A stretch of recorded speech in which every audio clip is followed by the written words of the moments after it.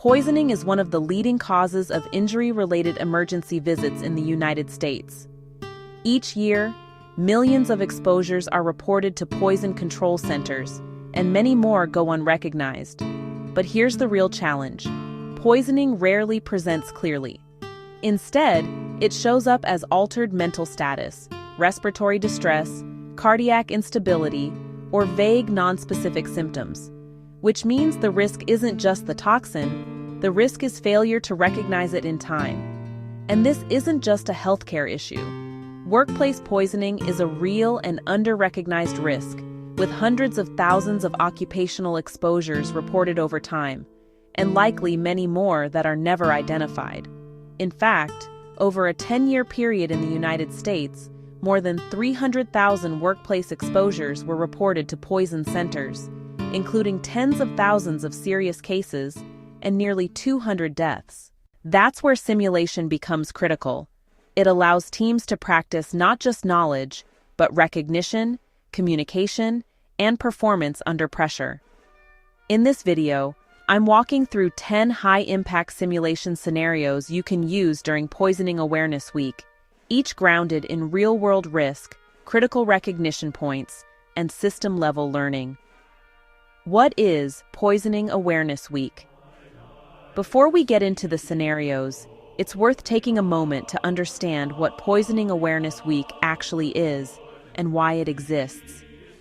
National Poison Prevention Week was established by the United States Congress in 1961. It is observed each year during the third full week of March to raise awareness about poisoning risks and prevention strategies. The effort is supported by organizations like the Centers for Disease Control and Prevention and the American Association of Poison Control Centers, which work to educate the public and professionals about safe practices and rapid response. The goals are straightforward, but critical. The first is to prevent poison exposures before they happen through education and awareness. The second is to ensure rapid recognition and response when exposures do occur, because early intervention is what reduces harm.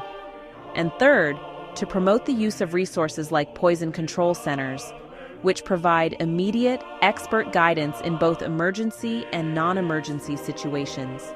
From a simulation and workforce perspective, this week is an opportunity to do more than raise awareness. It's a chance to ask, are our teams actually prepared to recognize poisoning when it doesn't look obvious? Because awareness is important, but performance is what saves lives. Our first simulation suggestion is opioid overdose real-world risk.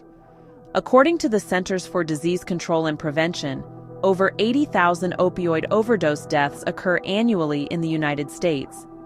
This makes opioid toxicity one of the most urgent and preventable public health crises facing healthcare systems today. Why this is a problem? Many opioid overdoses are reversible, but only if treatment is initiated quickly and confidently. Delays often occur because symptoms resemble sedation, or teams hesitate while confirming the diagnosis. Recognition cues. Patients typically present with respiratory depression, pinpoint pupils, and decreased levels of consciousness. These signs may develop gradually, which can delay recognition if the team is not actively assessing for them. System-level learning. Teams must be comfortable with rapid naloxone administration and understand their roles in airway and medication management. Reducing hesitation in ambiguous situations is critical to improving response time and outcomes. Workplace application. In non-healthcare settings, opioid exposure may present as an employee who appears unusually drowsy, unresponsive, or impaired. Training staff to recognize these signs and respond quickly, including activating emergency services, can be life-saving in any workplace. Next is carbon monoxide exposure. Real-world risk. Carbon monoxide poisoning results in thousands of emergency department visits each year, particularly during colder months when heating systems are in use. Many cases go undiagnosed because symptoms are nonspecific and easily attributed to other conditions. Why this is a problem? Carbon monoxide is colorless and odorless, which makes environmental exposure difficult to detect. Patients often present with vague symptoms that do not immediately trigger concern for poisoning. Recognition cues. A key indicator is multiple patients presenting with similar symptoms such as headache, dizziness, or nausea. Lack of improvement with standard treatments should prompt consideration of an environmental cause. System-level learning. Teams must learn to recognize patterns across patients rather than focusing only on individual presentations. Effective history-taking and escalation are essential to identifying and addressing the source of exposure. Workplace application. In workplaces, this may appear as multiple employees reporting headaches, dizziness, or fatigue at the same time. Recognizing patterns across individuals is critical to identifying environmental hazards before they escalate into larger incidents. Pediatric ingestion can be particularly challenging real-world risk. Children under the age of 5 represent a significant proportion of reported poison exposures each year. These incidents are often accidental and occur in the home environment. Why this is a problem? These cases are frequently unwitnessed, which makes it difficult to determine what was ingested and in what quantity. The emotional stress of caregivers can also complicate communication and decision-making. Recognition cues. Children may present with sudden changes in behavior, vomiting, or lethargy without a clear explanation. The history provided may be incomplete or inconsistent, requiring careful assessment and follow-up questions. System-level learning. Effective communication with caregivers is essential for gathering accurate information and maintaining trust. Teams must also be able to make timely decisions despite uncertainty and limited data. Workplace application. In workplaces, this translates to recognizing when someone has been exposed to something hazardous, even if the exposure was not directly observed. It also highlights the importance of clear communication when information is incomplete or evolving. Organophosphate exposure has significant real-world risk. Organophosphate exposures still occur in agricultural and industrial settings and remain a significant global health concern. Even in lower frequency settings, the consequences can be severe for both patients and providers. Why this is a problem? These exposures pose a risk not only to the patient, but also to healthcare personnel if proper precautions are not taken. Failure to recognize the hazard can lead to secondary contamination of the care team. Recognition cues. Patients often present with excessive salivation, sweating, respiratory distress, and muscle twitching. These symptoms may escalate quickly, requiring immediate intervention. System-level learning. Teams must prioritize personal protective equipment and decontamination procedures before initiating treatment. Maintaining awareness of scene safety is essential to preventing additional harm. Workplace application. This scenario directly translates to any environment where hazardous substances are present, including manufacturing, agriculture, or laboratory settings. Workers must be trained to recognize exposure risks and prioritize their own safety before attempting to assist others. Beta blocker, calcium channel blocker overdose, or overdoses involving cardiovascular medications can rapidly progress to life-threatening instability. These cases are associated with high morbidity due to their impact on heart rate and blood pressure. Why this is a problem?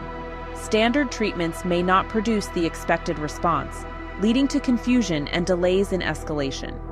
This can create uncertainty within the team and slow critical decision-making. Recognition cues. Patients typically present with bradycardia, hypotension, and signs of shock. A poor response to initial interventions should raise concern for toxicologic causes. System-level learning. Teams must be prepared to escalate care quickly and consider alternative diagnoses when treatments fail. Developing confidence in high-risk interventions is key to improving outcomes. Workplace application. In non-clinical settings, this reflects situations where standard responses to a problem are not working as expected. teams must be willing to reassess assumptions and escalate concerns rather than continuing ineffective approaches. Toxic alcohol ingestion is a common real-world risk. Toxic alcohol ingestions, while less common, carry high risk for severe complications if not identified early. Delayed treatment can result in permanent organ damage or death. Why this is a problem? Patients may initially appear stable, which can create a false sense of security. Clinical deterioration often occurs later, making early recognition essential. Recognition cues, metabolic acidosis, visual disturbances, and renal dysfunction are key indicators depending on the substance involved. These findings require prompt interpretation and action. System-level learning. Teams must act on early warning signs rather than waiting for definitive confirmation. Timely decision-making can significantly alter the course of these cases. Workplace application. In any workplace, some risks do not present immediate consequences, but can escalate over time if ignored. Recognizing early warning signs and acting proactively is critical to preventing larger failures.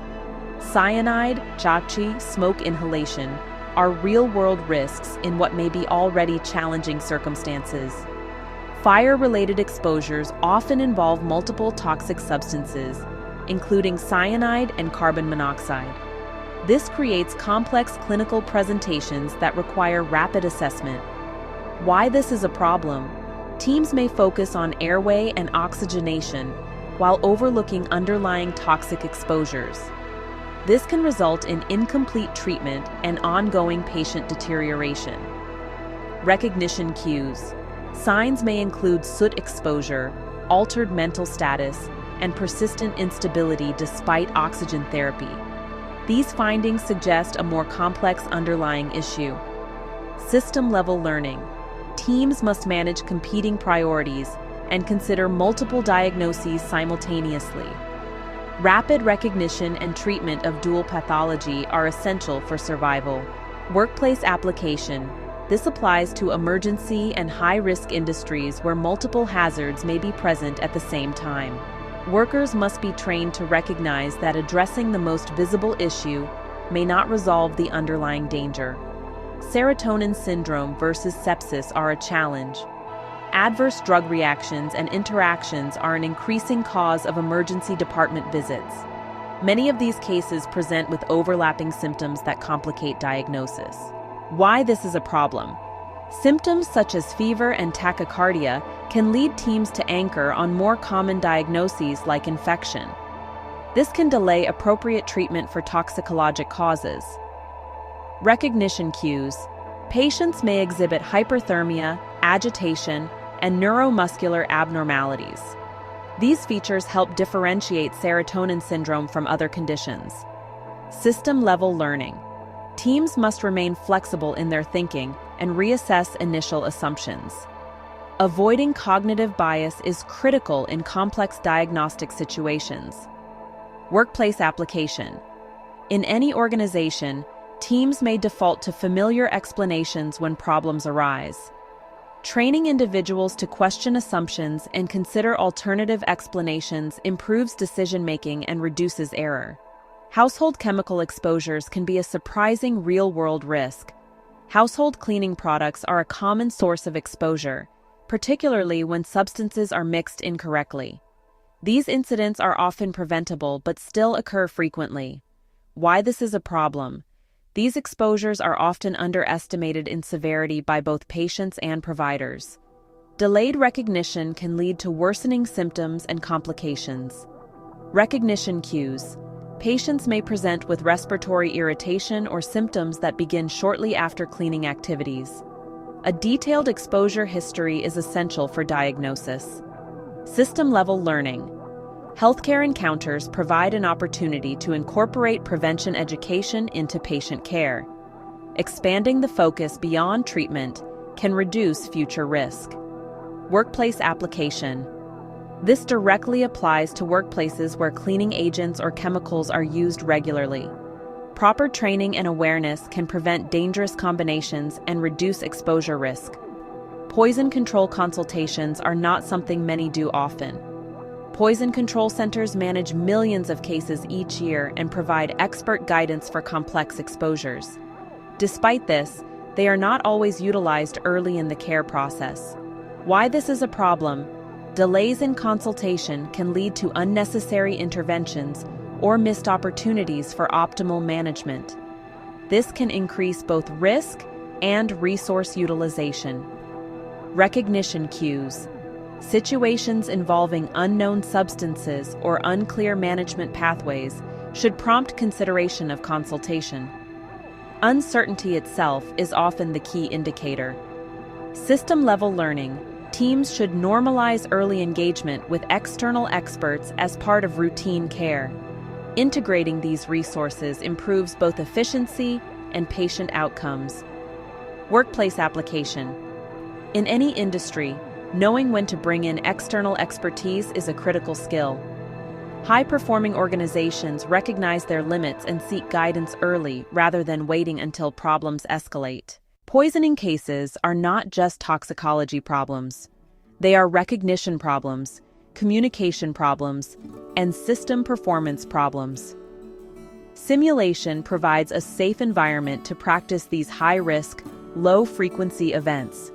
It allows teams to build confidence and improve coordination before real patients are involved. So during Poisoning Awareness Week, don't just teach poisoning. Build simulations that reflect how poisoning actually presents. Because in these cases, recognition starts the process, but performance determines the outcome. Please comment below which simulation is your favorite and check out this video next.